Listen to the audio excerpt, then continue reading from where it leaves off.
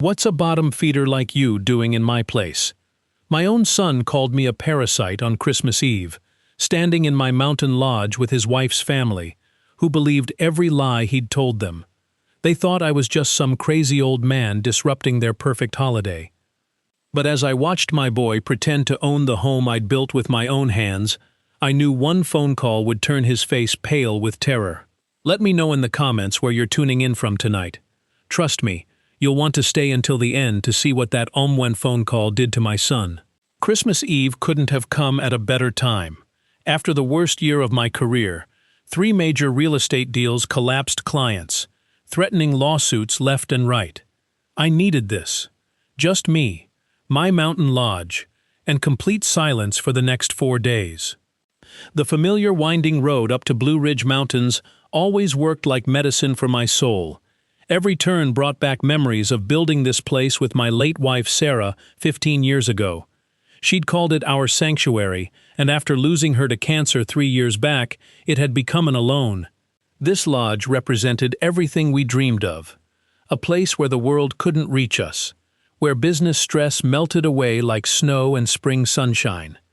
Every log, every stone, had been chosen with love. It was supposed to be my guarantee of peace. That guarantee shattered the moment my headlights hit the driveway.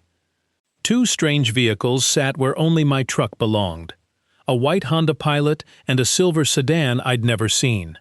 Through my lodge windows, warm lights spilled out into the December darkness, and even from my car I could hear what made my blood run cold: party music and laughter.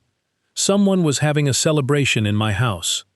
I sat in the driver's seat, engine off, trying to make sense of what I was seeing.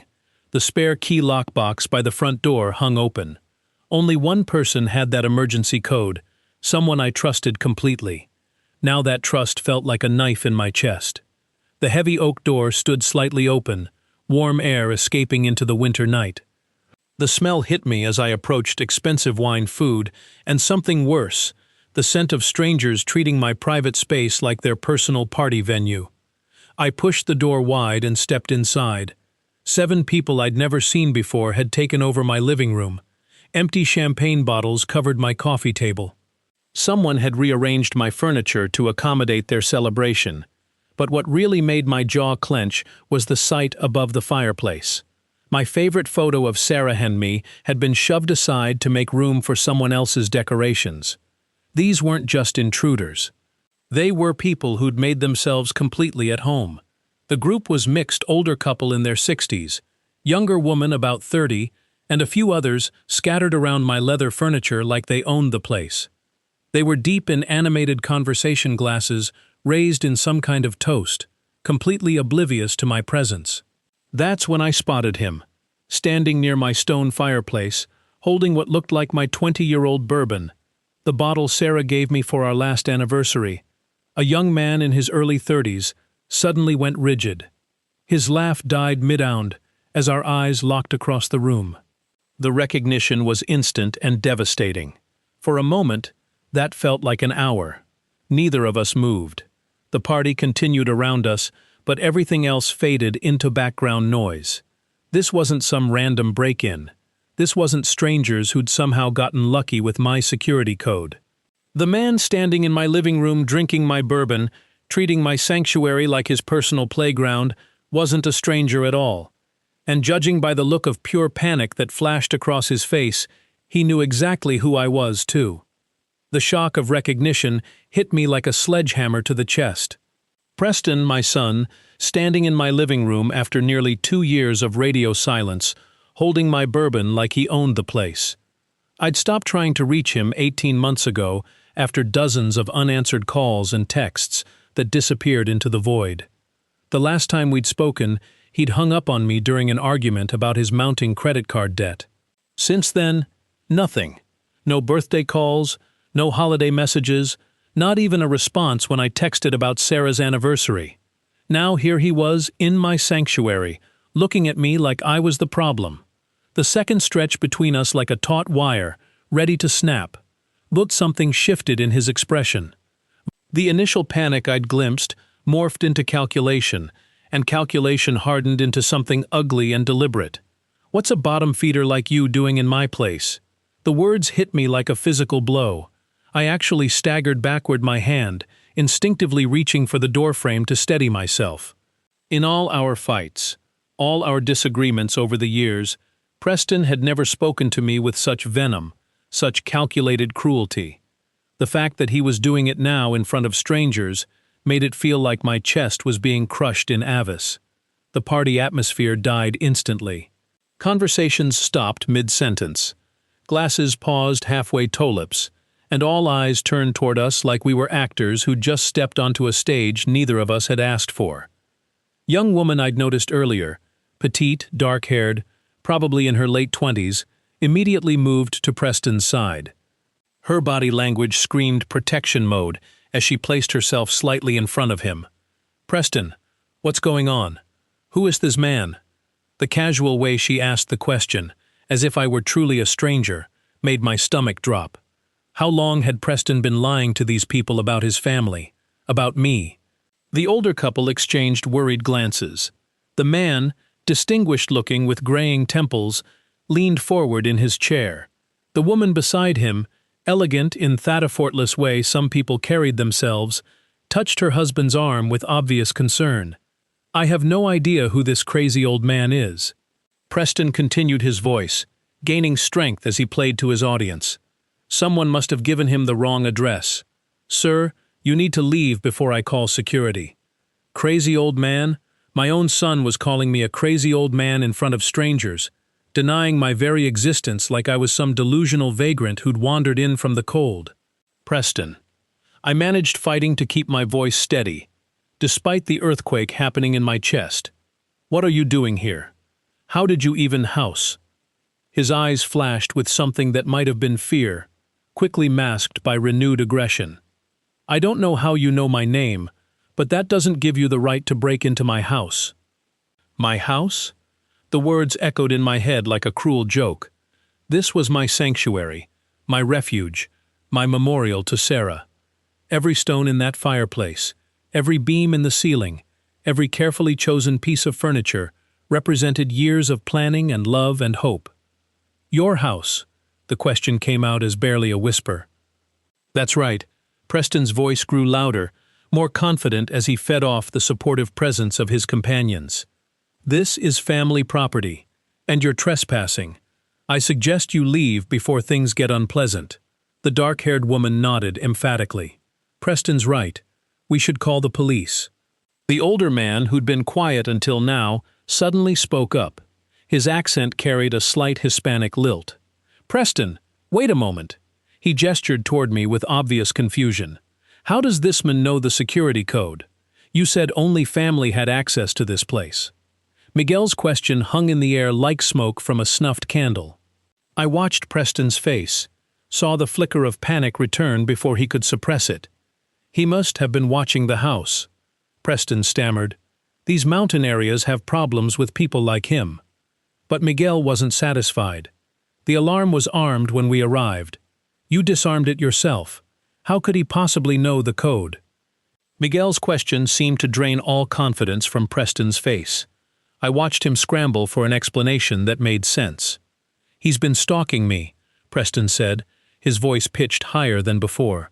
"These mountain areas attract crazy people. He probably watched me enter the code from a distance." Even Preston seemed to realize how ridiculous that sounded. Miguel's eyebrows rose skeptically. Memorizing a 6-digit code from across a dark driveway was impossible, and everyone knew it. But Preston wasn't finished digging deeper. "This is my family's mountain property. I inherited it from my grandfather 2 years ago." Elna, the elegant older woman, tilted her head with confusion. "Preston, you've never mentioned a grandfather or any inheritance." I watched doubt creep across their faces. These people clearly cared about Preston, but they were starting to see the cracks in his story. Carmen looked torn between loyalty and growing suspicion. "Preston wouldn't lie about something this important," she said, but her voice wavered. "Would you?" Preston's face flushed red. "Why would Ilya about my own property?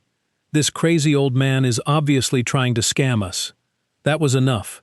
I'd listened to my son call me a bottom feeder, a crazy old man and now a scammer. The hurt was sharp, but determination was taking over. I stepped forward, my voice calm, despite the storm in my chest. I'm his father. The words hit like stones dropped in still water, sending shock waves through the group. This is my house, I continued. I built it 15 years ago with my late wife Sarah. That every beam, every stone, was chosen by us. Elena's hand flew to her mouth. Miguel's eyes darted between Preston and me, searching for family resemblance. Carlos, who'd been silent until now, suddenly spoke up. "Wait," Carlos said slowly, realization dawning in his voice. "Lawson is your last name too, isn't it?" The observation struck like lightning. I could see the pieces clicking together, the shared surname, the alarm code knowledge, the familiarity with the house that Preston couldn't explain. Carmen's face went pale. "Preston," Sho whispered, "is this man really your father?" Preston's mouth opened and closed wordlessly. His confident performance was collapsing like a house of cards. "No," he finally managed, but the denial sounded hollow. "I don't know what kind of sick game this is." "Preston." Miguel's voice cut through the desperate babbling with quiet authority. "If this man is lying, calling the police should clear everything up quickly." Carmen was already reaching for her phone movements, sharp with anger and confusion. "That's exactly what I'm going to do. I'm calling the police right now." As she lifted the device to her ear, I caught Preston's expression. The mask had finally fallen away completely, leaving behind something I recognized from his childhood. The look of a boy caught in alley so big he couldn't find his way out. The familiar ringtone filled the silence as Carmen waited for someone to answer. Preston stood frozen, probably realizing that in about 10 minutes, every lie he'd told these people would be exposed by official documentation. His grandfather's inheritance, his ownership of the property, maybe even bigger, lies one I didn't know about yet. The truth was coming, whether he was ready or not. Red and blue lights sliced through the darkness, followed by 3 sharp knocks that made everyone freeze. 2 officers entered with practiced efficiency. The older one, stocky with graying hair, surveyed the scene with sharp eyes. His younger partner positioned herself where she could see everyone clearly. "We received a call about a break-in," the older officer said. "What's the situation?" Carmen stepped forward, pointing at me. "This man broke into our house. He's been harassing my husband and making crazy claims about owning this property." Preston nodded vigorously. "He's some deranged stranger who's been stalking me, officer. I've never seen him before in my life." The casual denial from my own son felt like a knife twist, but I kept my voice steady. "I'm Scott Lawson. This is my property." The officer's eyes moved between Preston and me, noting our shared last name. "Can you prove that Mr. Lawson? I have documentation in my car. I just came from my attorney's office this afternoon. We were updating estate papers. The folder is in my briefcase." The female officer nodded. "Let's take a look." The walk to my truck felt endless. Behind me, Preston's voice grew more desperate as he tried convincing the officers I was some elaborate con artist.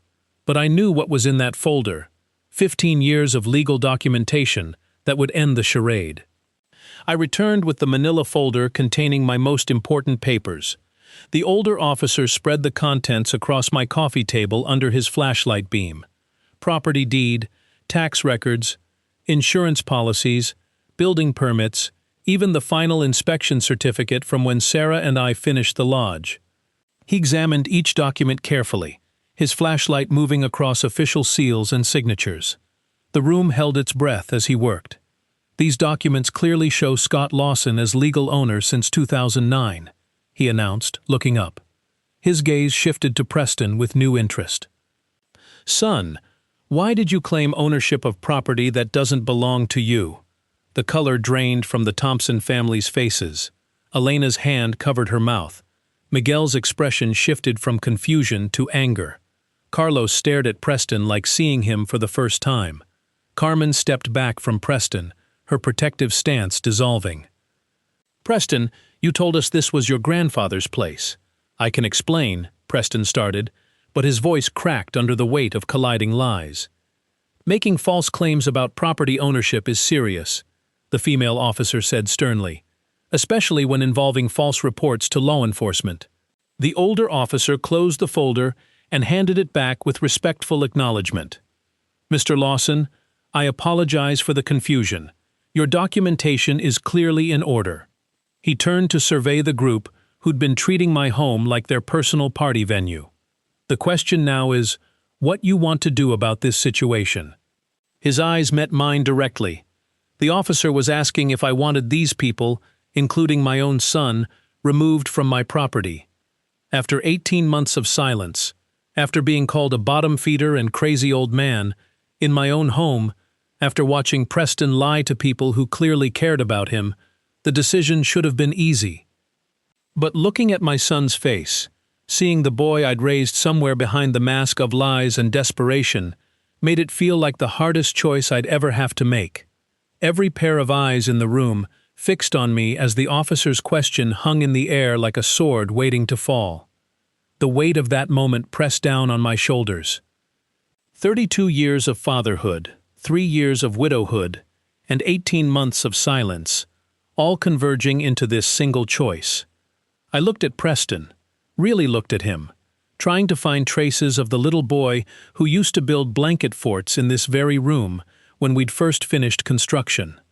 The boy who'd helped me plant the oak saplings that now towered outside these windows. The boy I'd promised Sarah I'd always protect no matter what. I'll always take care of him, I'd whispered to her during those final days when cancer was stealing her piece by piece. He'll never be alone as long as I'm alive. Now that promise felt like chains around my chest. Elena Thompson stepped forward, her elegant composure cracking with obvious distress. Mr. Lawson, please. We had no idea. We're so terribly sorry for this intrusion. Miguel nodded emphatically beside his wife. We would never have come here if we'd known the truth. Preston told us this was his family's property, inherited from his grandfather. We were even planning to help him financially, Elena added, her voice thick with embarrassment. A $25,000 investment in his new business venture. The words hit me like a physical blow. $25,000. These good people, because I could see in their faces that they were genuinely good people, had been prepared to hand over their life savings to my son based on his lies. The scope of Preston's deception was even worse than I'd imagined. Carmen, who'd been standing frozen since the officer's verification, suddenly found her voice. Preston told me his father abandoned him when he was a child. She said her words barely above a whisper. He said, "You walked out and never looked back." The betrayal cut deeper than any physical wound could have. Not only had Preston denied my existence tonight, but he'd been systematically erasing me from his life story for months, maybe years. To these people who clearly cared about him, I wasn't just absent. I was the villain in a soba story designed to win sympathy and support. My voice came out rougher than I intended. You called me a bottom feeder in my own home on Christmas Eve. Preston flinched as if I'd slapped him. Dead. Please. I can explain. Can you explain? The question escaped before I could stop it. Can you explain why you told your wife that I abandoned you? Can you explain why you were planning to take $25,000 from her parents, based on lies? Can you explain why you're in my house drinking my bourbon, moving my wife's photographs, treating my sanctuary like your personal playground? The officer shifted slightly clearly, recognizing this as a family crisis that went far deeper than simple trespassing. Oh yeah, I've been enabling this behavior for years, I said, the realization hitting me like cold water. Every time I'd bailed him out of trouble, every time I'd covered his debts, every time I'd made excuses for his failures, I hadn't been helping him. I'd been creating the man who could stand in my living room and call me a parasite without blinking. Sarah hadn't asked me to enable his lies. She'd asked me to take care of him, to help him become the man she knew he could be. Instead, I'd turned him into someone who could scam innocent people and deny his own father's existence. The boy I'd raised was still in there somewhere, but he was buried under years of my own misguided protection. My hand moved to my jacket pocket fingers, closing around the familiar weight of my smartphone. The officer was still waiting for my answer, but I realized the question wasn't just about removing these people from my property. It was about whether I was finally ready to stop enabling the man my son had become. I pulled the smartphone from my pocket, its blue glow casting shadows across my determined face. The banking app opened with a familiar chime that seemed unnaturally loud in the silence.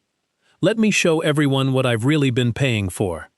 I held the screen where everyone could see months of automated payments. The luxury apartment you live in, Preston, $2,800 monthly. I pay that. Carmen gasped audibly. I scrolled through more transactions, each one proof of deception. Car payments for that BMW outside $847 monthly. Also mine. I turned the phone toward the Thompson family, letting them see the evidence. Miguel's face went ashen. Elena covered her mouth with trembling fingers. Health insurance, auto insurance, renter's insurance. I continued methodically. All under my policies, all paid by me.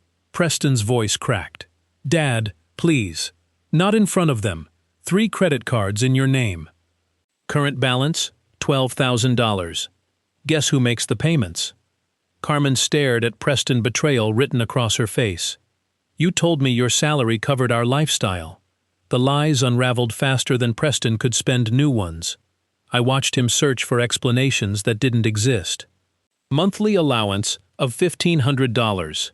Phone service, internet, utilities, everything you need to maintain the illusion of independence. The officer stepped closer, recognizing this went far beyond property disputes. The total I've given you annually exceeds $78,400, I said, letting the number hang in the air. For 6 straight years, Elena made a sound like she'd been punched. That was more than many families earned yearly, and I'd been handing it to my son like pocket change. My finger moved to cancellation options, each tap deliberate and final. Apartment subsidy cancellation initiated. Visa terminations take effect within 48 hours. The electronic confirmation chime echoed like a death knell. Car loan payments canceled. Chime. Credit card autopay canceled. Chime. Insurance policies coverage terminated. Chime. Preston's face went paper white. Dad, you can't do this. How am I supposed to? Phone service canceled. Chime. With each confirmation weight lifted from my chest. The constant worry about Preston's next crisis. The endless cycle of bailouts and broken promises finally ending. I closed the app and pocketed the phone. Every face stared at me with expressions ranging from shock to something that might have been respect. That ends tonight. The silence stretched before I delivered the words that would change everything. Pack your belongings and leave my property. All of you, now. The finality in my voice surprised even me. After 6 years of financial enabling, after 18 months of silence after being called a bottom feeder in my own home, he was finally drawing an uncrossable line. Preston's mouth opened to protest, but no words came. The confident mask had cracked completely, leaving only the face of a man who just realized his safety net had vanished forever. The Thompson family stood frozen, probably calculating how close they'd come to losing $25,000 to my son's elaborated deception. Carmen looked between Preston and me, understanding, dawning that everything about their relationship had been built on lies. The officer nodded slightly, recognizing that justice sometimes came in forms that had nothing to do with handcuffs or court dates. The sound of luggage zippers and rustling coats filled the silence like the aftermath of a funeral. Nobody spoke as reality settled over the room like ash. The Thompson family moved with desperate efficiency. Elena folded clothes with sharp movements, barely containing her anger and humiliation. Miguel gathered belongings, avoiding eye contact with Preston. "Thank God we didn't give him that money yet," Miguel whispered to his wife, relief thick in his voice. Carmen threw items into her bag with violent efficiency, each movement punctuated by glances at Preston that could cut glass. Her protective stance had evaporated, replaced by pure fury. Carlos packed in silence, his face carrying the expression of someone who just learned everything they knew about a person was a lie. "Dad, please." Preston's voice cracked as he approached me. "Can we just talk privately? I can explain everything." I looked at him and saw flashes of the little boy who used to help me stack firewood for this fireplace. But that boy was buried under 6 years of lies and financial dependency I'd enabled. "There's nothing left to discuss," I said with surprising finality. The officers positioned themselves strategically, ensuring orderly departure despite the emotional undercurrents threatening to explode. Elena nodded stiffly when asked if they had everything. Miguel shouldered their suitcase. Carmen zipped her bag like tearing fabric and slung it over her shoulder without looking at Preston. They filed toward the door in a procession, both rushed and reluctant. Preston lingered, making one final desperate attempt. "Dad, I know I messed up, but we're family. You can't just bottom. You made your choice when you called me a bottom feeder in my own home on Christmas Eve." Preston's face crumpled, but I'd already turned away. I couldn't watch the last thread connecting me to the son I'd raised finally snap. The heavy oak door closed with finality that echoed through every room. Car engines started. Tires crunched on gravel, then faded into December night. Silence. I stood surrounded by party debris. Empty champagne bottles cluttered my coffee table. Someone had left half-eaten crackers on my bookshelf. Their Christmas decorations looked foreign and intrusive against familiar walls. My sanctuary had been violated, reclaimed, and now sat in the aftermath of a family explosion years in the making. I sank into my leather chair by the fireplace, the same chair where Sarah used to curl up with books on winter evenings. The silence felt different now. Not the peaceful quiet I'd come here to find, but something hollow and aching. For 32 years, I'd been Preston's father. For the last 6, I'd been his enabler. Tonight, I'd finally become something I never thought I'd have to be his consequence. The weight of that realization settled over me like a heavy blanket. I'd kept my promise to Sarah I had taken care of Preston, but somewhere along the way, taking care of him had become taking care of everything for him. I'd created a man who could call his own father a bottom feeder without flinching. The fire crackled softly, casting dancing shadows across walls. Sarah's photograph, which I'd quietly moved back above the mantel, seemed to watch with understanding. She'd known this day would come, hadn't she? Known that love sometimes meant letting go, even when it tore your heart out. I closed my eyes and let silence wash over me. Tomorrow would bring unpredictable consequences. Preston would learn to stand on his own feet. The Thompsons would process betrayal. Carmen would decide if her marriage could survive its foundation of lies. But tonight, I felt something I hadn't experienced in years. The strange peace that comes from finally doing what you know is right, even when it costs everything. 1 week after that Christmas Eve confrontation, my phone screen told a story of escalating desperation. 23 missed calls, all from Preston's number. The peace I'd felt that first night had lasted exactly 12 hours. Text messages started the next morning and evolved daily, each one a snapshot of his world crumbling. Day 1, "Dad, please call me." Day 3, "We're staying in a motel." Day 5, "Carmen's family won't help us anymore." Day 7, "Please, I have nowhere else to turn." I'd ignored them all, but the progression was impossible to miss. Each message carried more panic, less of the arrogance that had gotten him into this mess. On day 7, my phone rang from an unknown number. Against my better judgment, I answered, "Dad, please don't hang up." Preston's voice sounded hollow, defeated. "We're living in my car now." The words hit like a physical blow, but I forced myself to remain silent. This was what consequences looked like when the safety net disappeared. "The Thompson family cut all contact with us," he continued, voice cracking. "Miguel called me a lying piece of trash and hung up. Elena won't even answer the door when Carmen goes to their house." I could picture their faces, disappointment, anger at being played for fools by someone they trusted as family.